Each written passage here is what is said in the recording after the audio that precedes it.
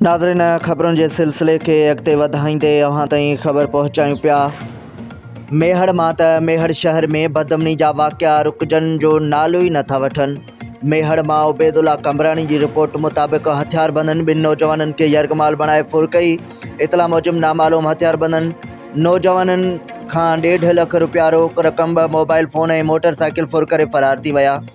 ज़रियनि मूजिब नौजवाननि पारां मुज़ाहमत करण ते हथियारबंदनि खे सख़्त तशद्दुद जो निशानो बणायो वियो, जंहिं सबबि इलाइक़े में ख़ौफ़ ऐं हिरास पखिड़िजी वियो। वाक़िए खां पोइ शहरनि में सख़्त कावड़ पखिड़िजी वई आहे। शहरी इतिहाद मेहड़ जे चेयरमैन नियाज़ अली बुरड़ो जी अॻवानी में शहरियुनि मेहड़ थाणे ॾाढो एहतिजाजी मुज़ाहिरो कयो। एहतिजाज कंदड़नि पुलिस ख़िलाफ़ नारेबाज़ी कंदे मुतालबो कयो आहे त शहर में वधंदड़ बदअमनी ते फ़ौरी कंट्रोल आंदो वञे ऐं मुलविस जवाबदारनि खे जल्द गिरफ़्तार करे शहरियुनि खे तहफ़्फ़ुज़ फ़राहम कयो वञे। उन मौक़े ते अॻवाननि चयो त मेहड़